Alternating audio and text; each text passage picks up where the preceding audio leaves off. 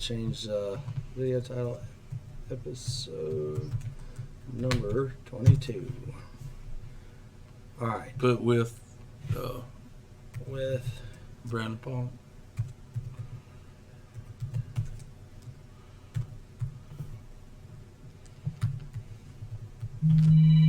There's Brandon. Now the other one's calling. We got a problem with the Zoom meeting. I got everything else ready to go, and the video screen won't transfer into OBS. I did that. I've clicked every friggin' option there is. Zoom.exe : Zoom meeting. Multi-adapter. I did that. I could get. I hit OK after I did that, but when I did all that, it comes up with the page, but it doesn't come up with the videos. Like when I go pull the videos are showing on the computer, but they're not going into OBS. But I'll tell you what, we're just gonna do a live video, Facebook Live, and I got him on the phone because we're running out of time to figure that out. So, all right, bye. All right, let's go live. All right, go live.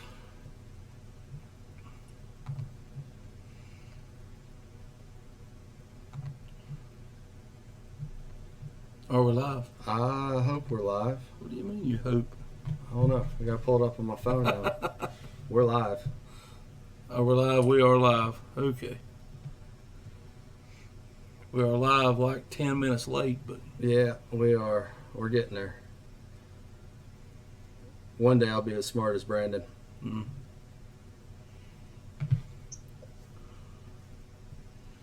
All right. Well, welcome to episode 22, guys.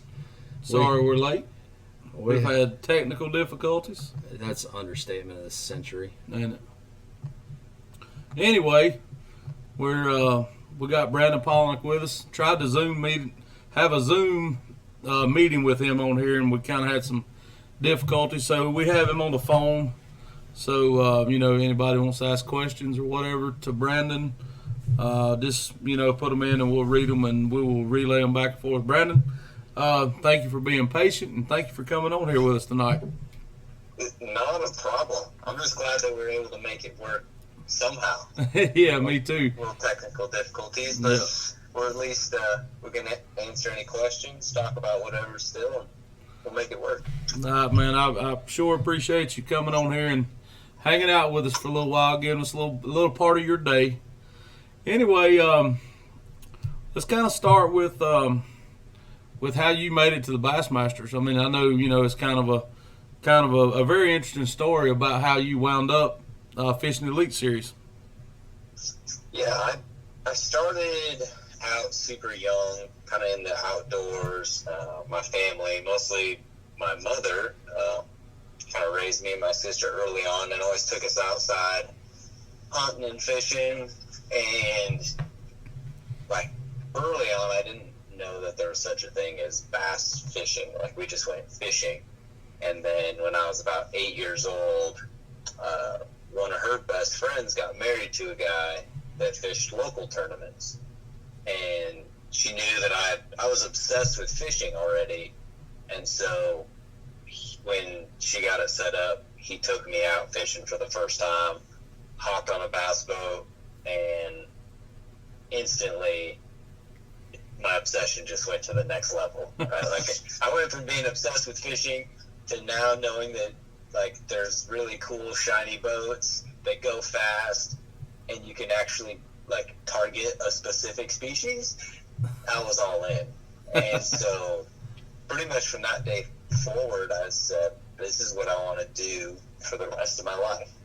And kind of all the decisions that I made were to get to where I'm at now, really. And, growing up in northern Idaho, we're known for trout fishing, not bass fishing. And there was really only one route for me to take, and that was through the Bass Federation, or what is now called the Bass Nation. And that I started fishing that when I was 16. There weren't high school tournaments. There weren't college tournaments. We didn't even have the junior federation up there. So I had to wait till I was 16 to be able to start fishing those events because I was the minimum age. And then I spent the next 7 years fishing all the divisionals that I qualified for, fished a couple nationals, and then finally in 2010, everything lined up and I won the national championship on the Red River in Louisiana. And that's how I qualified for my first classic and my first year on the Elite Series in 2011. The Red River, that's kind of a unique body of water from from where you came from to the Red River. There's nothing like you'd ever seen before, I'm sure. 100%. I had read about the Red River a bunch because there'd been a bunch of tournaments there, and I knew through my research that it was a really tough water.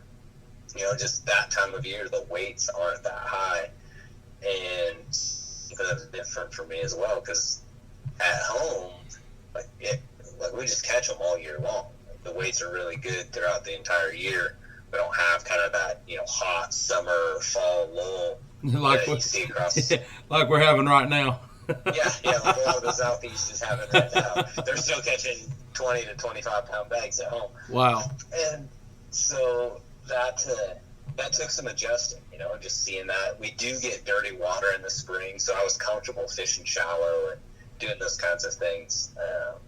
But really the biggest difference maker was that I had found what I now know is called McDade, but at the time, I had to dig my way into it. And so in the fall, it used to get all covered up. The trail in there was super shallow and get covered up with hyacinth mats and all that.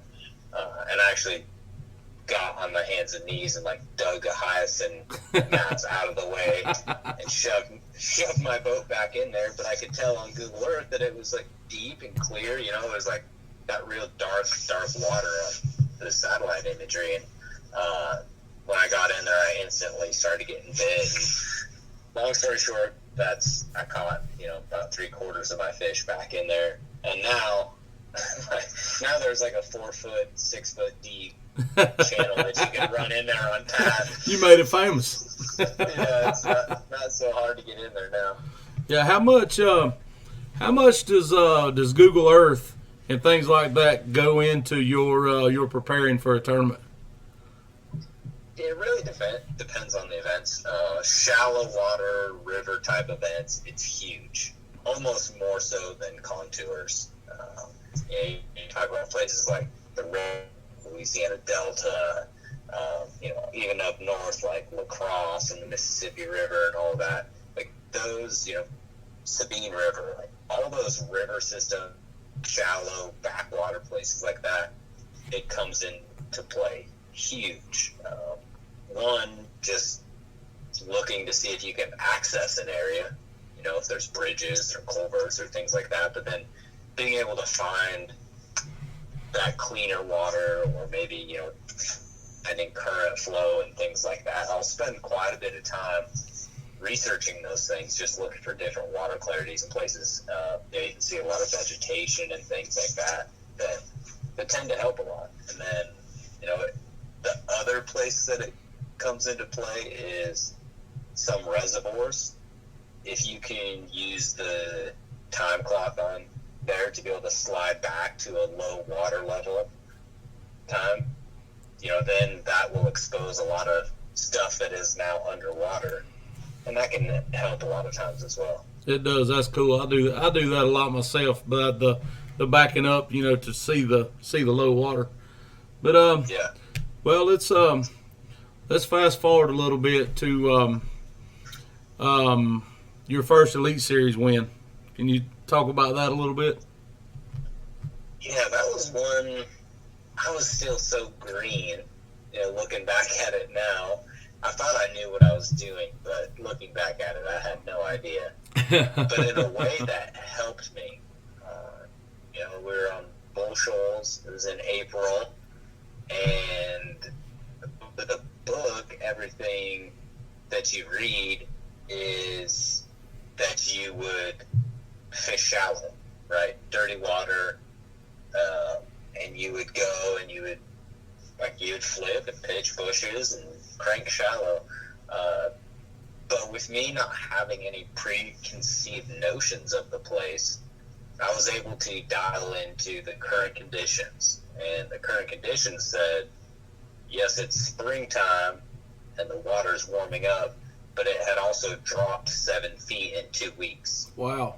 And so, and we see that where I'm from, because we'll get big warm spells and we'll get a bunch of snow melt and it'll rise our waters, and then snow melt's gone, then the water falls out. And to me, that said those fish they're not gonna want to be up shallow, or at least not the big ones, right? There'll be a population of fish that stay up there just because their internal clock is saying we need to go to the bank. But the bigger ones, I felt like were going to be out, and that's what I had in my game plan. I didn't know anything, and I launched the boat, and by the first afternoon, I think I had already caught 20 pounds, and there was a tournament there the week before that I think like 14 pounds a day won. So instantly I knew I was on the right quality of fish. You're doing the right thing. Yeah, and after 2.5 days of practice, I had 73 waypoints where I'd caught a fish 3 pounds or bigger. Wow. And I think in the tournament I only fished about 12 of them. And just because I didn't need to fish all the rest of them, and they were kind of spread out throughout the lake. But that was it was such an incredible event, to win my first one there was pretty special. It's a very welcoming community, and I just didn't realize how hard it actually was to win there, because it was only, at the beginning of my sophomore season on the leagues. Yeah, winning is a lot of guys don't realize how difficult it is when you got people like yourself that have won multiple times. It's do you feel like it gets harder to win, or does it become easier to win once you've won more than one? It's all in your mentality. That's the biggest thing that I see, like, in the difference between guys, because when all of us on the elites, I would say, are pretty even keeled when it comes to the mechanics of, like, fish, catching fish, but it's the mentality that separates them. And there's guys that are better at certain things than others, and vice versa. Being able to get stuck in fishing history, not being afraid to gamble and risk cutting a check, because there is a big difference between just catching numbers of fish and, like check size fish versus fish that are going to win an event. Right. And a lot of times you have to approach a body of water differently to do that. And that's the biggest difference that I see with guys. And I think, to your question specifically, like, does it get easier or does it get harder? I'm aware of that, and so I think part of me says earlier on it's easier, because a lot of times you're a little bit more reckless.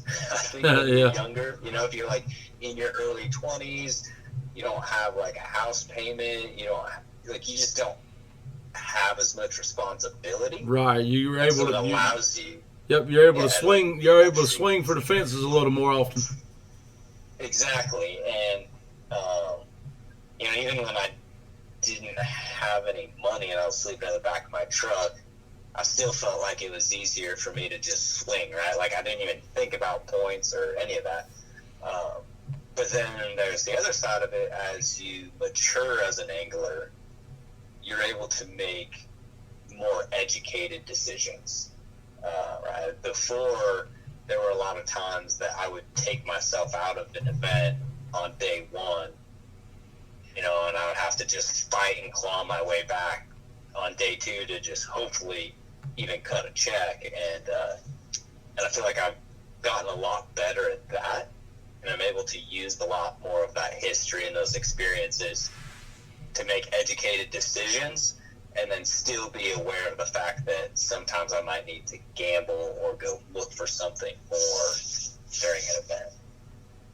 Yeah, I got you. That's I think that's some good stuff right there. A lot of people, I get that question a lot, and I haven't been out there near as long as you, and I haven't gotten to experience the things that you have. So I appreciate you answering that.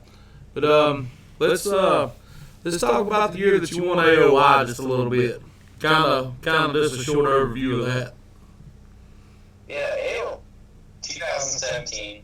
For some of the listeners that might not know, it's the year I won Angler of the Year, and it stemmed from one terrible tournament, like one of the worst ones in my career. And I started out. We started the Cherokee. I had a top 12. Had an amazing event. I'm like, all right, finally, I've got a good start. We're going to Okeechobee. I actually like fishing Okeechobee in Florida, even though it doesn't like me back. I feel the same way. I love this style of fishing, but for whatever reason, I can never put it together. And I go down there and I finish 105th. And I was like, you got to be kidding me, right? And part of me felt like I was trying to play it safe because I had a good event. I'm like, all right, let's just get some good points and get out of Florida, and then worry about the rest of the year. And after that event, I was like, screw it. I don't care about points. I don't care about any of the rest of it. I'm literally just going to try to catch as much weight as I can every single day. And when I did that, it changed my mentality of like how I approached each day on the water. And it really like opened up my mind to being able to adjust and do things on the water and my decision-making process. And it was like everything after that just started to roll. And I think, gosh, my worst finish was I think it ended up being St. Clair. It was like a 27th, and then I had an 18th, and then all the rest of them were top 12s. So I had like I think I had like 6 top 12s, an 18th, a 27th, and like a 105th or something. And it was one of those years that for me it came just at the perfect time in my career, because I'd always been known as a guy that was at the top or at the bottom. I didn't have that consistency, and so to be able to kind of evolve into being able to do that was personally like a really big accomplishment for me.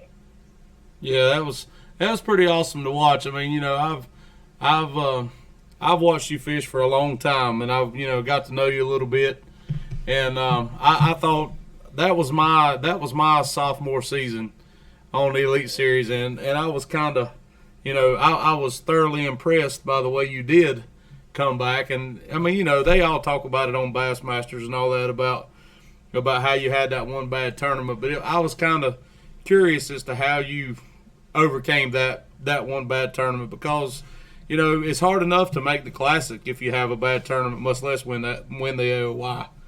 So that was a pretty impressive deal, I thought.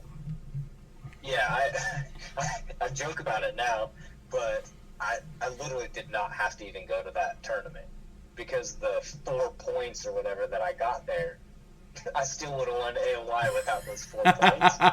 And so, I could have just saved the money, not paid the entry fee, not paid the fuel to get from Idaho to Okeechobee.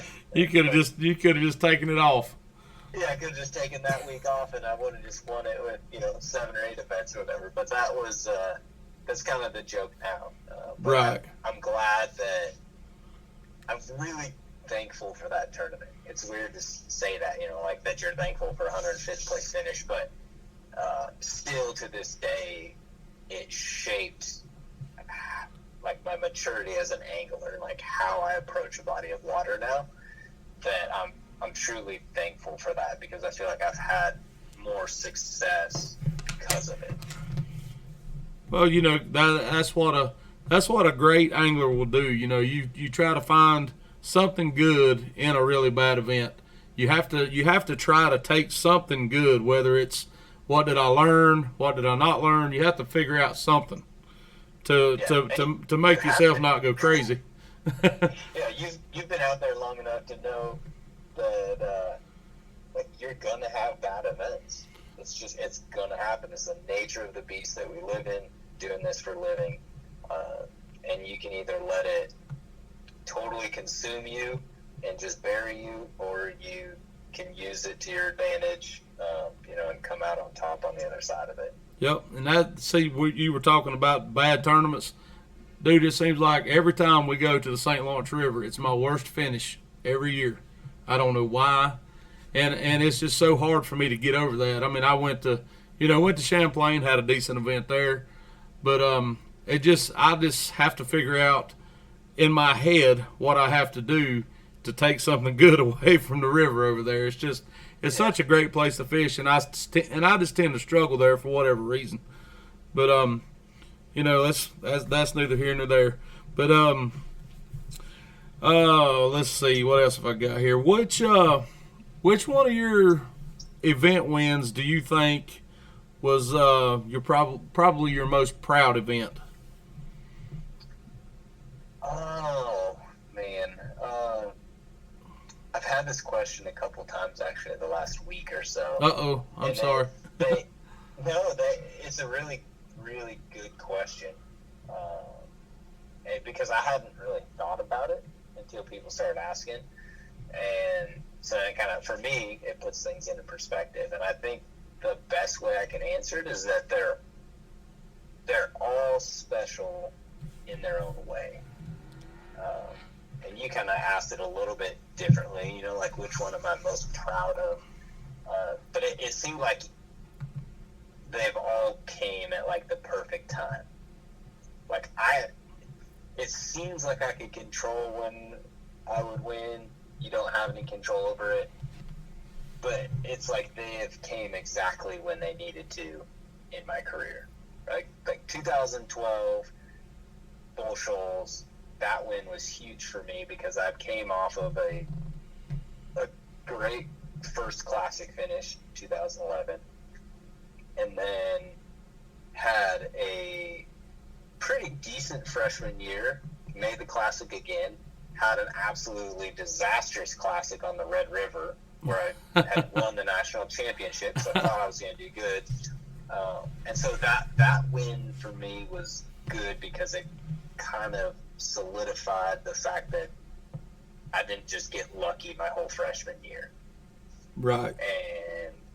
And then 2013 on the St. Lawrence River was huge because I was way down in the points, had just gotten disqualified for pulling a fish on the wrong side of the river. I remember that. and then came back and won that next event. So it was like another boost. That was to get you into the classic, right? That was one of the years it was win you're in.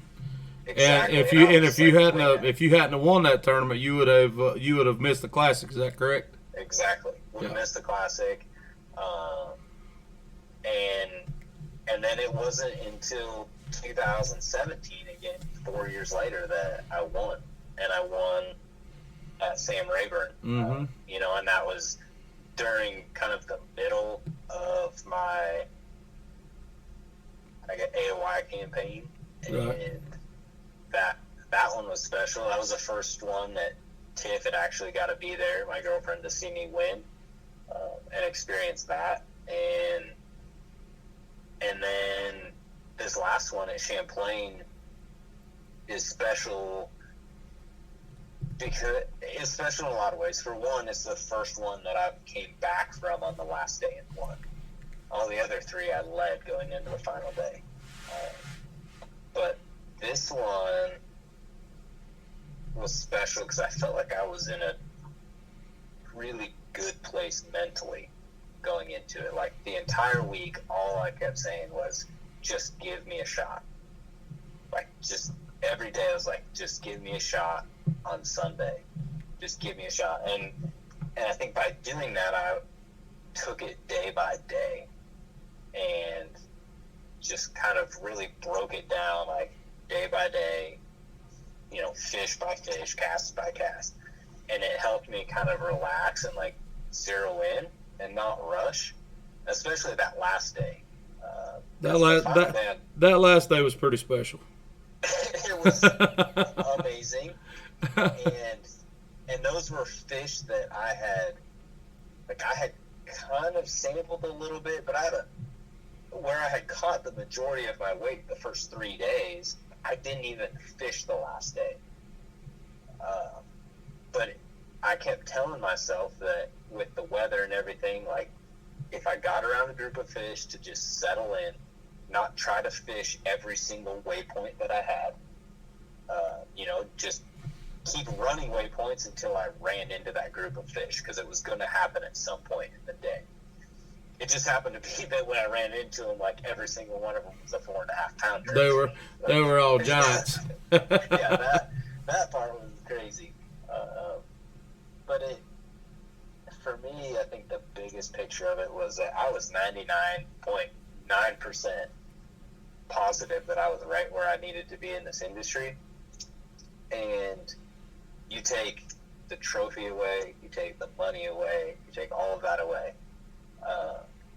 And the feeling and the emotion that I had that final day, like when I was catching those fish, and like even on the dock before we blasted off, like all of those feelings solidified to me so much that I was exactly where I needed to be in this industry, that there was no doubt in my mind. And like that just brought a lot of peace for me, to just be out there and be able to feel that. And I think that's a lot of the reason that I was out there giggling like a little schoolgirl. Man, hey, you know something though? I mean, you know when that's going on and you're running around the boat the way you did. I still don't know how you were standing up in that boat in those waves without a seat or anything like that. I mean, I know you're young and all that and very agile, but I still hadn't figured that out. But anyway, when you're doing that, man, you're just truly having fun. And yes, at the end of the day, that's what it all boils down to. I mean, most people fish their best when they're out there with no pressure, just having a good time.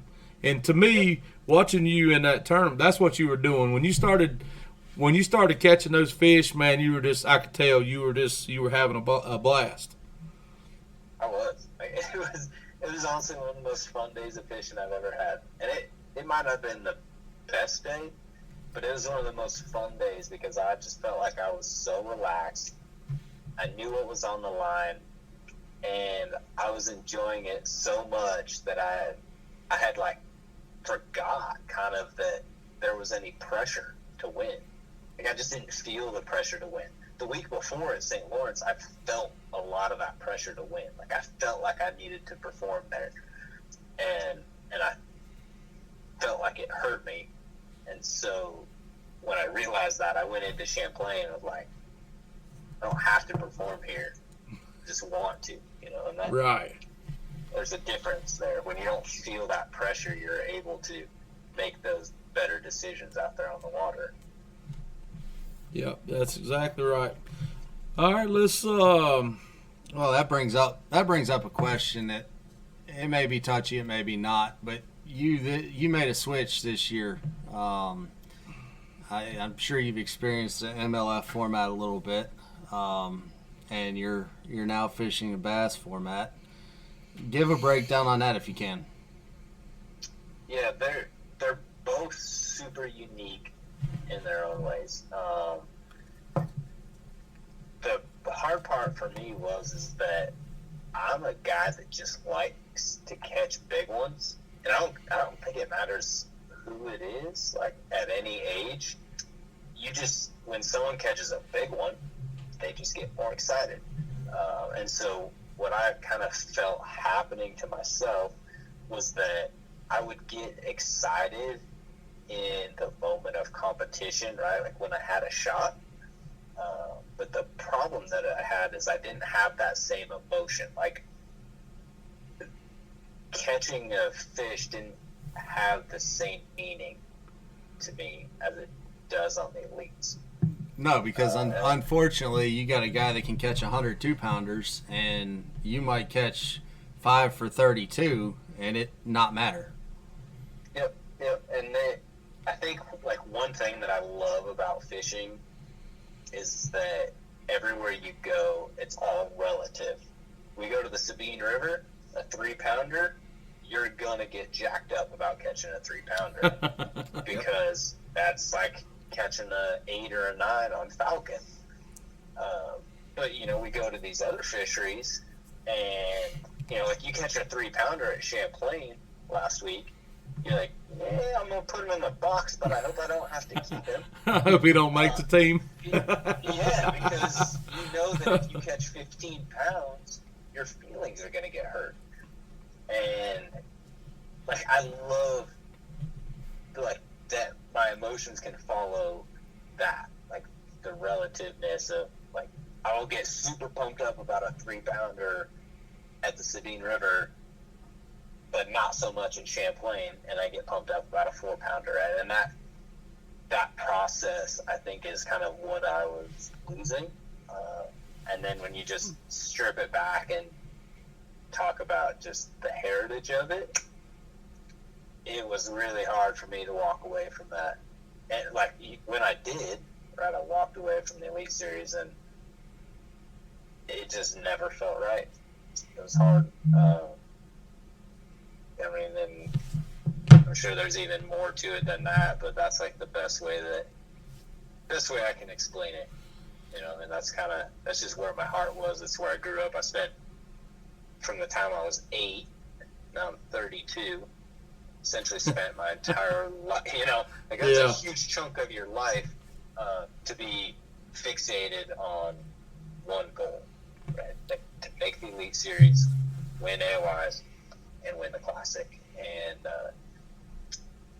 I was not ready. I thought that I was making the right decision, but when I actually broke it down and thought about like where I was the happiest and what was the best for me, it was exactly where I'm at right now. That's awesome. All right, we got a couple questions we need to get to people that are watching / listening in. Yeah. One of the guys asked if you ever tried to mess with largemouth on Champlain, or you just stuck with smallies the whole time. I like just barely sampled it, but I actually weighed 2 largemouth in on day 3, so they were not very planned.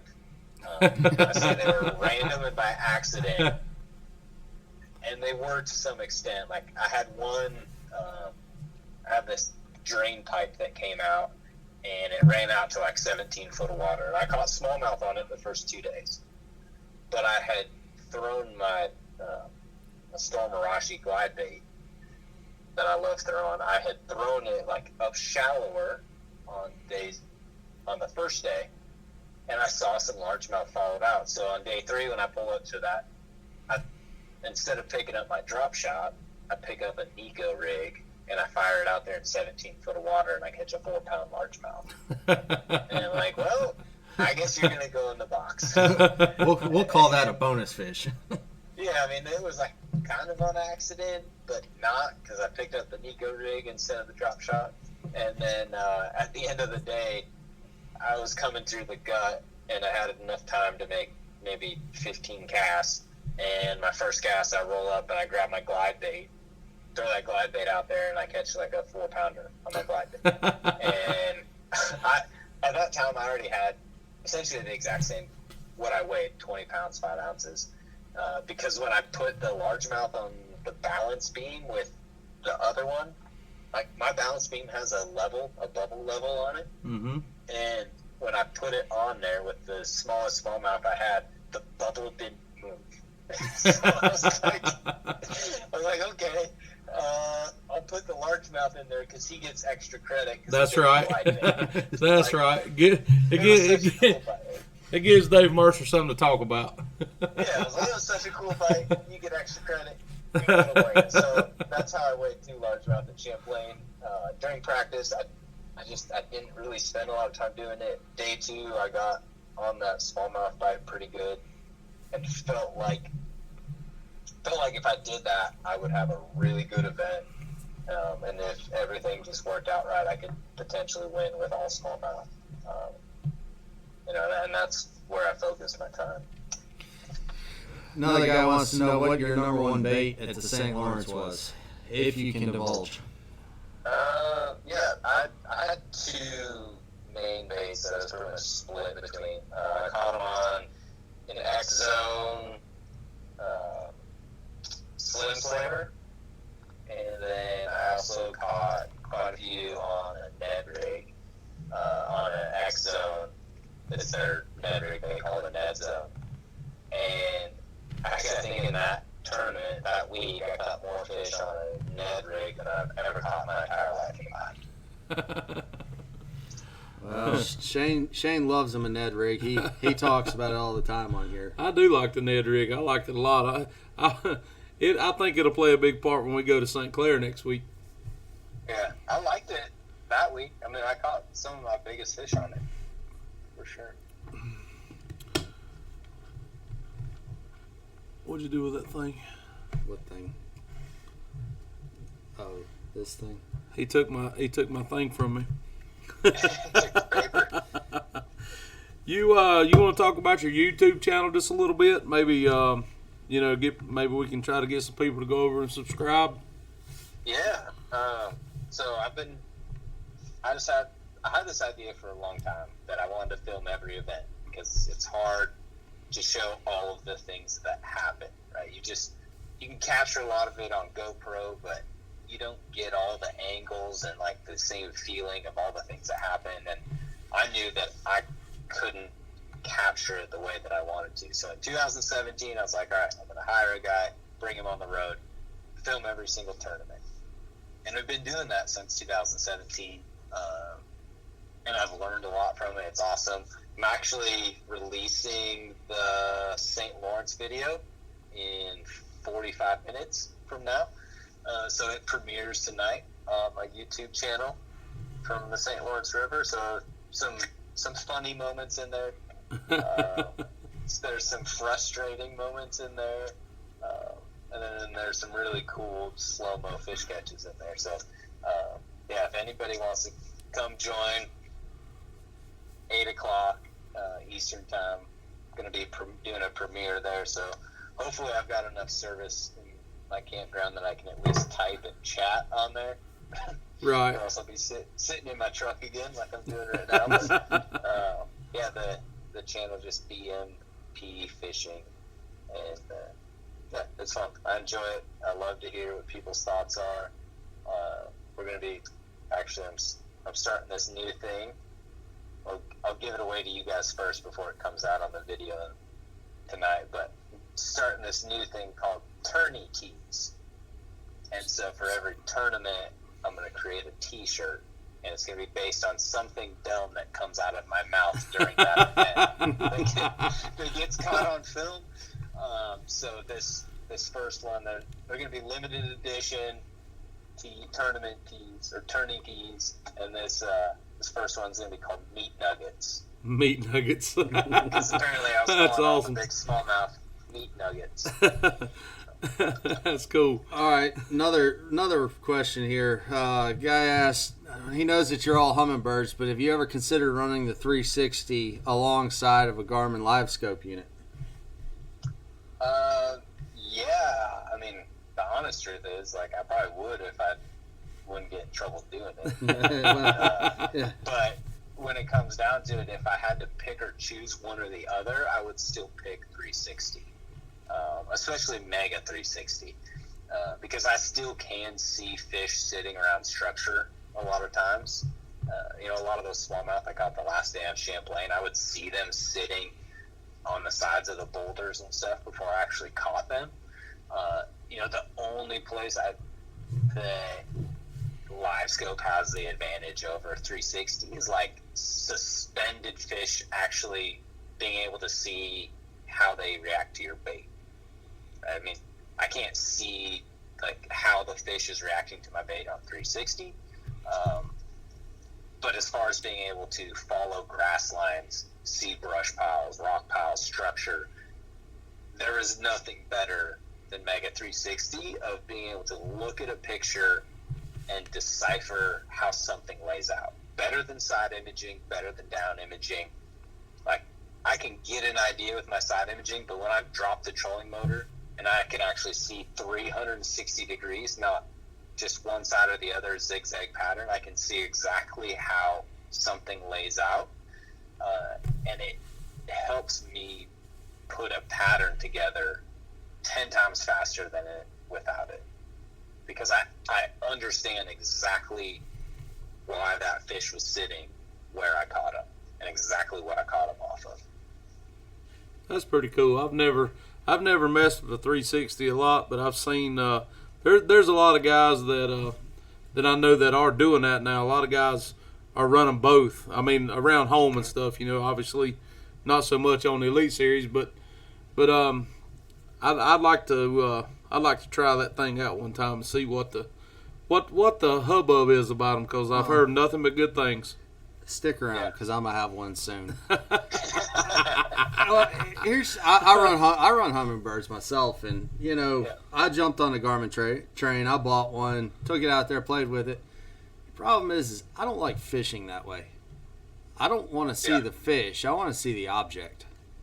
Yeah. And if I can pull up, like where we fish, Home Lakes, Lake Wiley, if I can pull up to a place and eliminate the feeling around to find the object and know the cast right off the rip, it makes it a lot easier, and you can fish a lot more efficiently.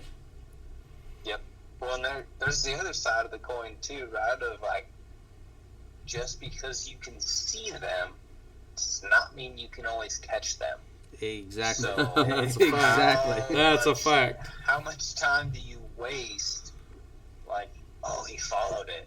I mean, if we knew for the last 30 years, like how many fish followed our jigs and spinner baits and whatever back to halfway back to the boat, it would make you sick. Right. But we try to catch the active ones, and not try to catch every single one you see. So there's that side of it too that would make me cautious. Like, I don't know if I always want to know. Well, and see, that was one of the things I noticed. I spent more time looking down than I did looking forward. Mm-hmm. They're down there. Why are they not biting? And putting that together is not always the easiest thing. Yeah, for sure. Another listener / viewer wants to know what your favorite color and weight of jig is.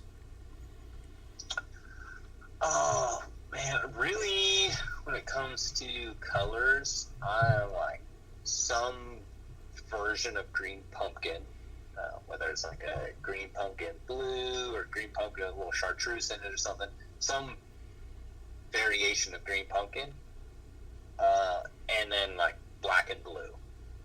Those are two colors I always have, and it could be straight green pumpkin and then black and blue. And generally, like, my go-to sizes are 3/8 and half. Like, I'll flip a 3/8 a lot early in the spring, and then I'll go to a half, and then even a 3/4. So it just kind of depends on the structure or like the time of year. But if I was going to pick one, it'd probably be a 1/2 ounce black and blue jig, because you can still catch them in clear water on black and blue. All right, here's my question. Uh-oh.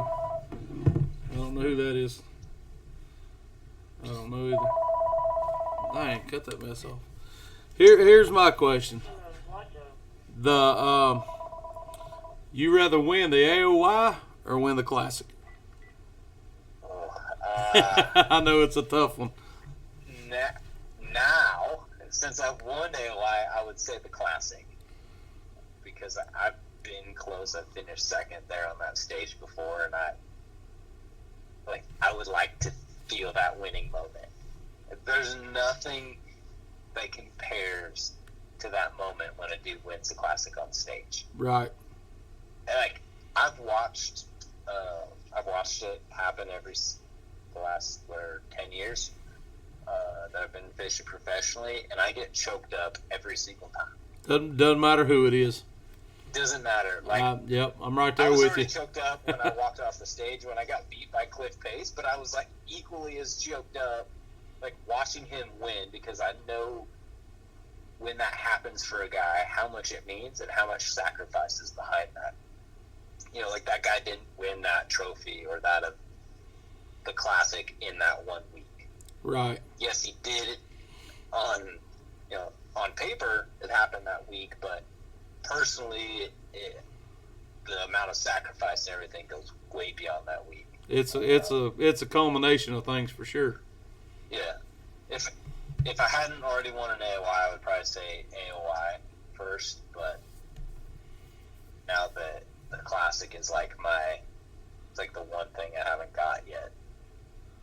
That one's doesn't haunt me, but it's the one that is like been so close. Need that one. All right, we're just gonna shoot through a couple quick questions here and stuff. I know you need to get going. You got some stuff coming up with your YouTube channel. It's just like some little fun stuff we kind of like to kick around, just give somebody something to talk about. Right-handed spinning reel or Yeah. left-handed? Left-handed spinning See, reels, right-handed he's backwards too. See, all you guys are backwards. No. Had you rather make a check at every event or win one and cut no other checks? Oh, gosh. If I could finish like first guy out of the money. 40s, yeah. If I could finish like the 40s where I was still getting okay points and then win one, I would definitely do that. Like, Yeah. From a business and a financial standpoint, winning one is way better than cashing. Absolutely. Checks at all the events. Like, from a sponsor standpoint, from a media standpoint, like, you will get way more coverage and everything from winning one event than if you finish 10th in every single one. Yep, that's right. Until you won AOI, because if you finish 10th in every one, You're gonna win you're gonna AOI, win there. obviously. Yeah, so you'll get it back on the back end, but definitely winning makes a bigger difference. All right, if you could only use one bait the rest of your life, what would it be? Oh, man. I would probably take a drop shot. Oh my Even gosh, though are it's you not kidding me? Even though it's not even my favorite way to fish. Man card revoked. Not even my favorite way to fish, but like if I had to fish derbies for the rest of my life, I guess you didn't say tournaments. Like if it was tournaments, it would have to be a drop shot. If I was just like fishing for the rest of my life, I'd just pick up a glide bait. Heck yeah! Now we're talking. Now we're talking. We're gonna get 2 bites, but they're both gonna be big. That's right. All right. What's your favorite time of the year to fish? Oh man, I love springtime. I love like dirty water springtime largemouth. Spinnerbait, double Colorado, flipping a jig. Like, I love that stuff. All right. Now, what's your favorite off-season hobby? You fish all the time, hunt, play golf. What do you do? Yeah, elk hunting. Elk Or hunting. some type of like adventure backpack hunting type deal. Like sometimes I wonder if I love it more than fishing. I don't know. Oh my gosh. I love getting like back where you feel like there's never been another person. That's way out there. type of stuff. Yeah, I mean, I like to go out and put 10 miles on a day, cover ground. Now, where do you do that at? Do you do that? Do you do that in Idaho, or do you go? I know Clifford Perch. You know, he lives in Arizona, and I believe he guides elk hunts. Yep. Yeah, I do it in Idaho. I hunt Montana. Usually, those are the 2 that I hunt consistently, just because it's so close. Gotcha. But I've hunted New Mexico and Colorado and just any of the western states where I can get away from people. Right. Around people all year long. Yeah. When it's hunting season, like I want to get away from people. What's the biggest bull you ever killed? 352. Oh my gosh! Yeah. Now, did you do that on your own, or was that a guide deal? It was a guided one on. It was public land. I actually went down there with Mossy Oak on a hunt.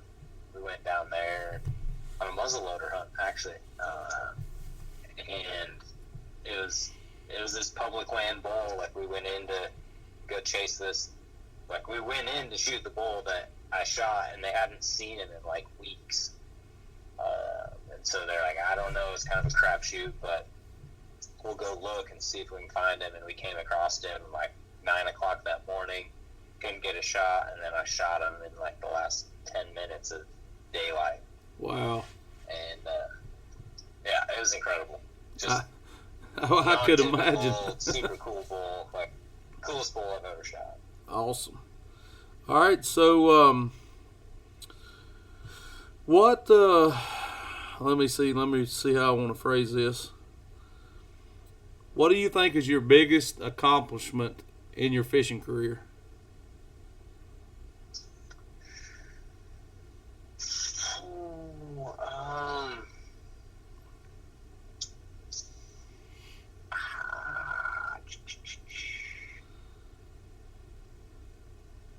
Oh man, that's a tough one. I think it's been more like, one of the coolest things for me is like bringing non-endemic sponsors into the space. Like in 2012, when I started working with Rigid Industries, and there really wasn't an LED lighting market in the fishing world. Yeah, and then it exploded. Yeah, and then it exploded. Like, they didn't even have any marine. They didn't have a marine category. Like, I was putting off-road lights on my boat, my truck, and everything. And like, literally the week, I went to Britt Meyer's shop, CS Motorsports. They put the rigids on, and the next week I won at Bull Shoals. And so that kicked off that partnership.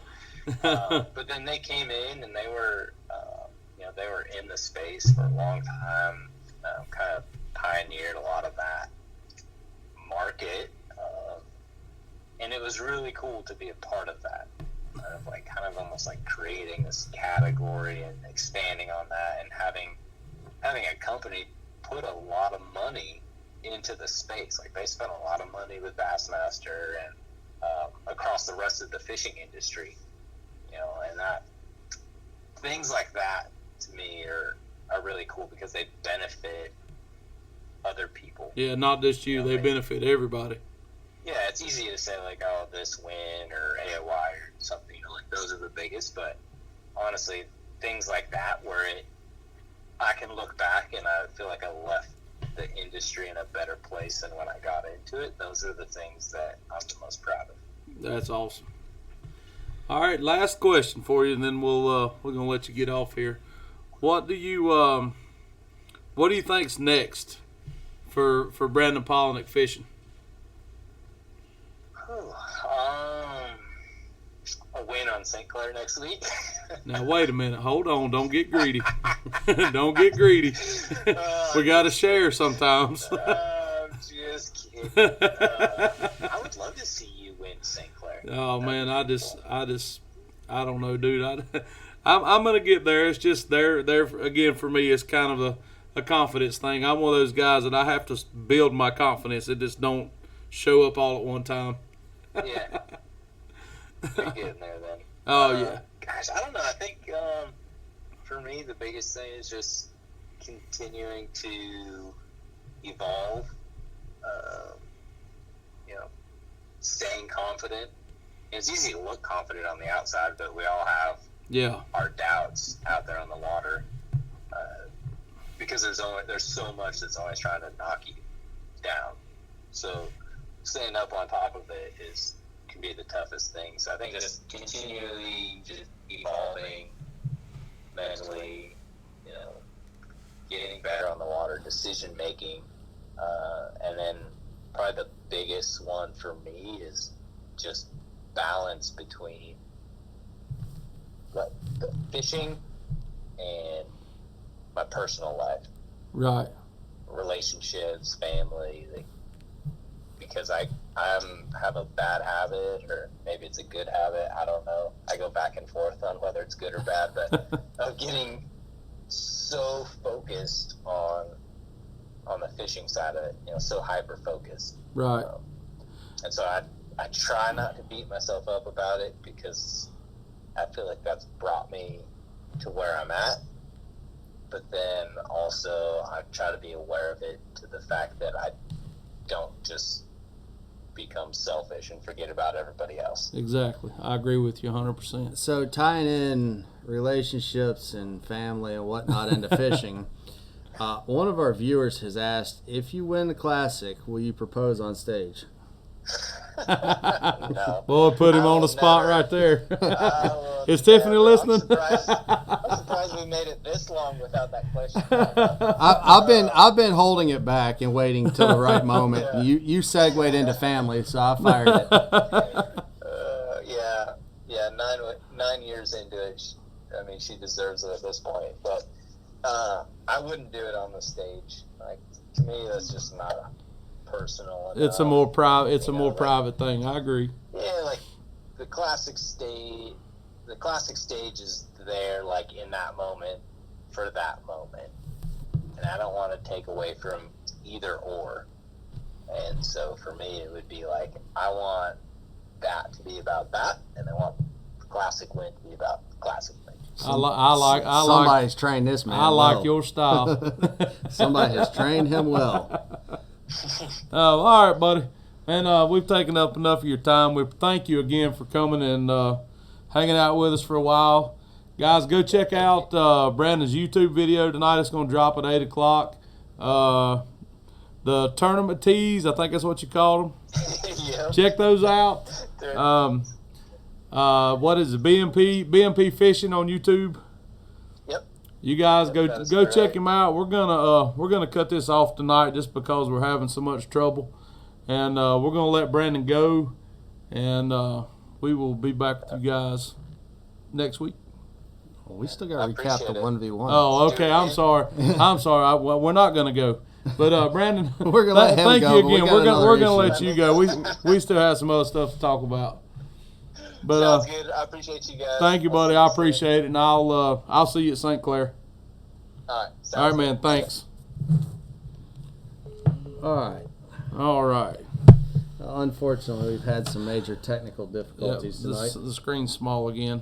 It's been small. He's just now signing in. So Anyway, guys, I apologize dearly for not being able to get Brandon on video. Shane wants lasagna. Yeah, I'm hungry. That's right. But again, guys, thanks for listening to Brandon. He's such a nice guy. He's I can't even talk. For you guys that don't know Brandon, he's a super nice guy. If you ever meet him out anywhere, don't be afraid to go up to him and talk to him. He'll talk your ear off. He's just such a nice dude, but to be around. I've got to hang out with him a little bit, and just go like him on all the social media, check him out, and go check out his YouTube tonight. Now, on to the 1v1. Get it? You the man. I did. Jason Gibbs, you're right. We do need the expert in the house, but he deserves time with the family as well. He is not here tonight, so we're doing the best we can. So you need to go back to work, Jason Gibson. So Got the him. 1v1 recap. I gave you guys a nail biter. Boy, Just a little bit. it was. Now what in the world have I done here? You started your tunes, man. Just turn the volume off. We're gonna listen to Little George Strait. Yeah, there you go. Okay. No, Shane, I think you were wondering what I was doing. No, I knew exactly what you were doing. I mean, if I would have been in your shoes, I would have done exactly what you did. Because when you fish like that, you are fishing to win. You just have to know going into it that you're not going to get a lot of bites. So that being said, the only bad thing was you happened to dump 2 of your bites. I did.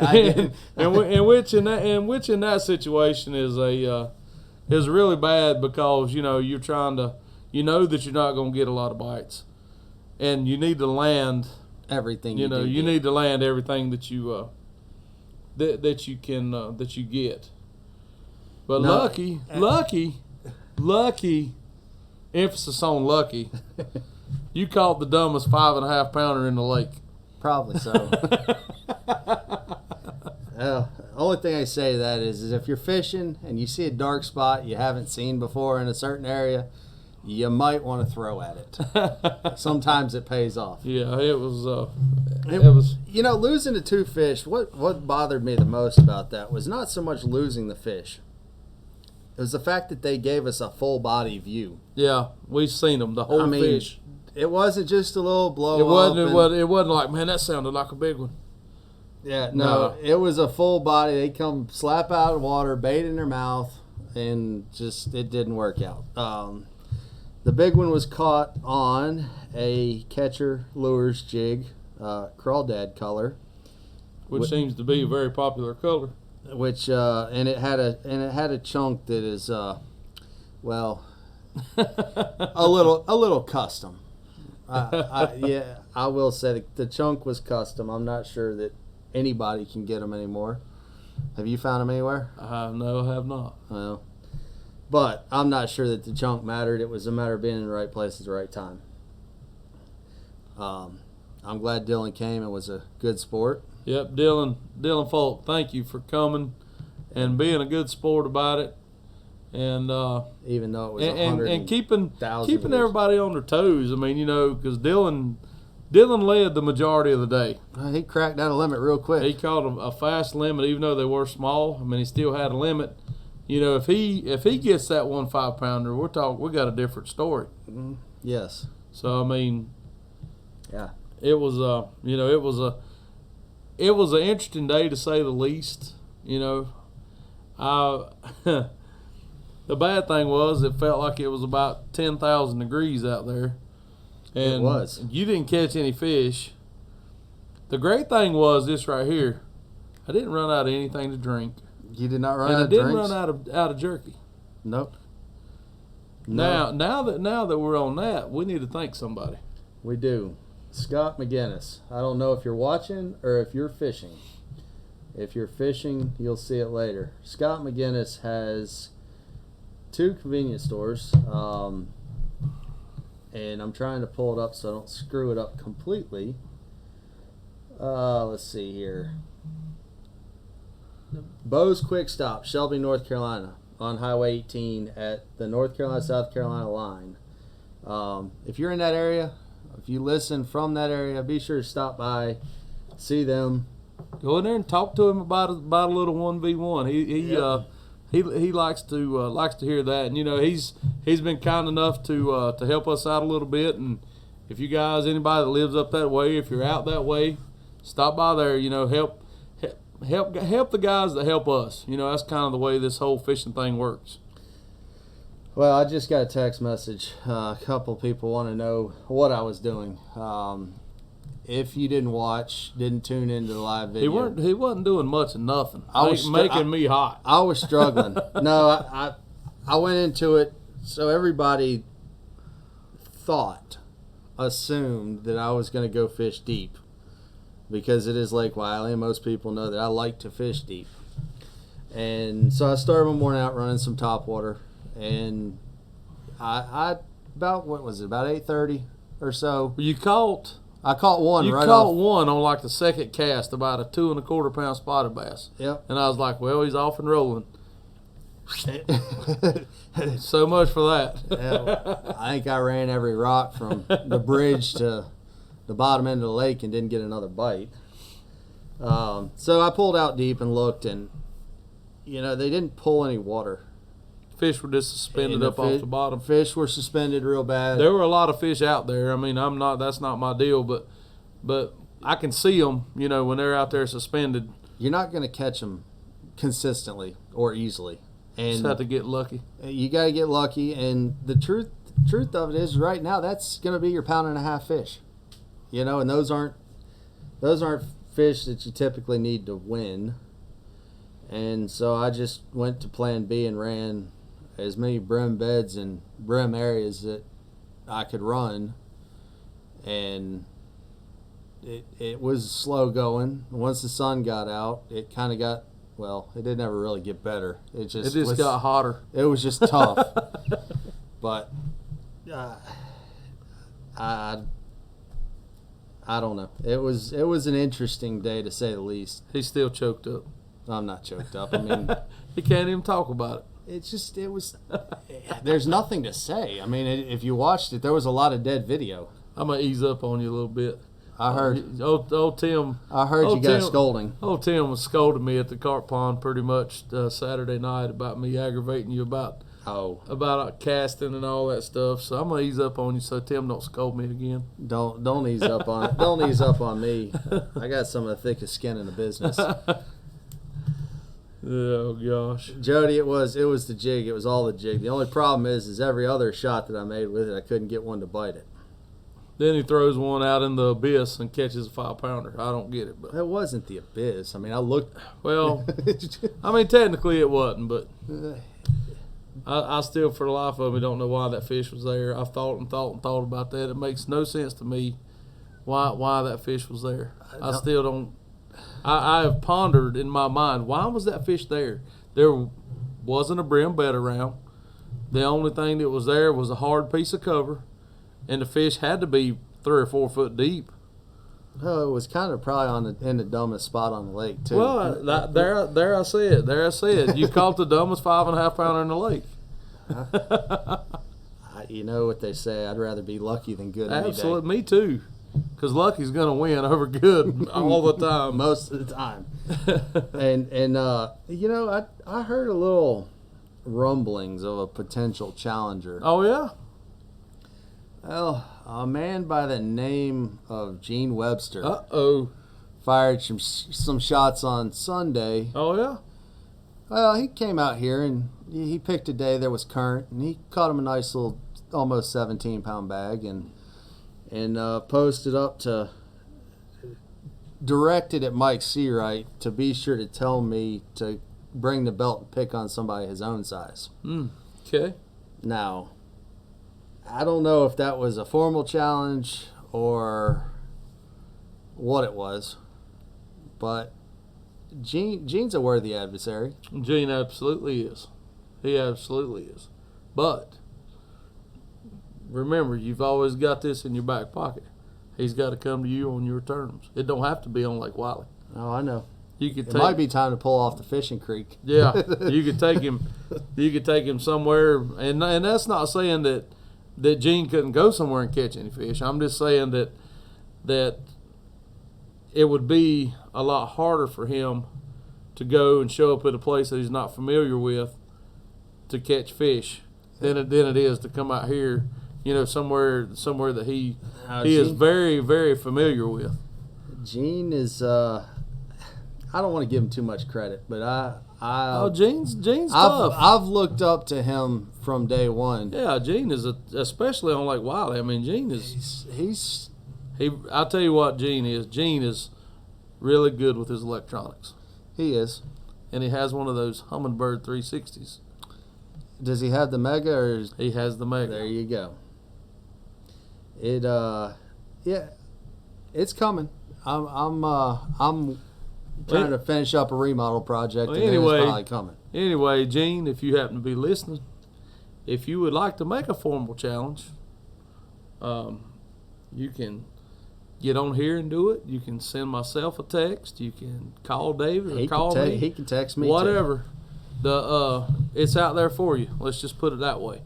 It's out there. We'd love to have you on. Just to. I'm going to go ride with you though, Gene. I want to see all your spots. I've seen all David's. His are a lot like mine. There ain't much on them. Yeah, it comes and goes. It comes and goes. I did limp through this for the third time. Now, and by the way, congratulations. I don't know if I congratulated you or not. You've done well. Well. You've done well. I mean, it's just like I told you when you were fishing. You're fishing for 5 to 6 bites, and if you're lucky enough to land them, you're going to win. I mean, you think about I got 7 bites and yeah. Well, think about this. You know, even if Gene had 17 pounds out here the other day, if you would have boated what bit you, you would have had more than that. probably would have cracked that noggin. That's correct. I mean, because I laid my eyes on them. It's not he said, she said. I know how big they were. I seen them, and you know, I think you would have had at least 18, if not a touch over. I mean, because you had some good fish. I mean, had them buttoned up, but you know that's part of fishing. They come off, and you can't worry about that. But well, I don't know. It's fun. Anyway, just do me a favor. The next challenge, whether it's Gene I'm or gonna stop you right there. I think I can tell you. I think I can take the words out of your mouth.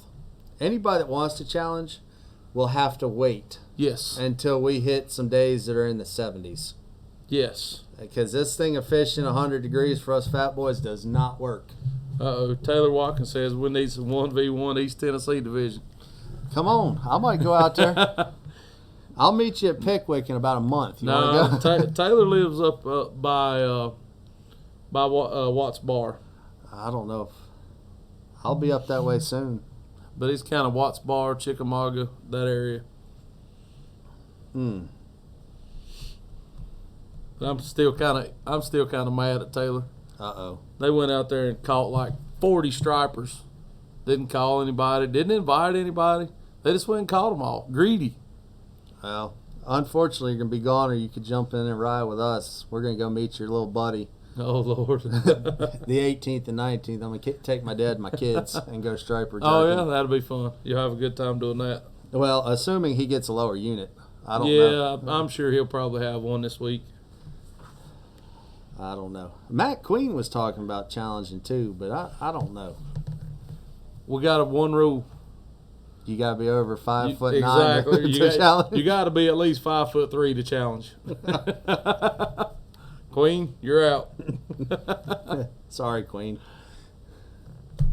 Oh boy. Well, we do have. There was a comment made about a pan of lasagna. We do have a pan of lasagna calling our name. If you guys don't have any questions, or if you do, fire them off quickly. But we're gonna think about. Oh, we forgot the one thing. What? The giveaway. Oh, yes. Waterwood crankbaits. Yes. I got them right here. Waterwood crankbaits. Marcos was good enough to Donate. E1. Well, they're not going to see them tonight, unfortunately. Yeah, it's an E1 and the TA special, which for those of you that don't know, that's Todd Alton's color. They're both in TA special. Yep. Okay. Well, anyway, it's an E1 and a baby pig. And our lucky winner for that was old Big Earn himself, Mr. Robin Carrico. Congratulations, Robin. The Big Earn pulled one off. If you would like to stop by here and get these, they will be here for you.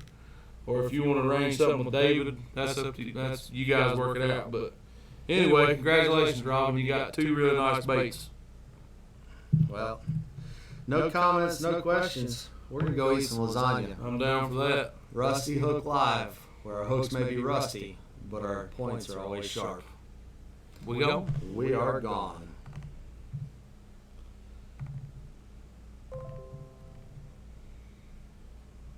Damn. Are we go? Says we're still live.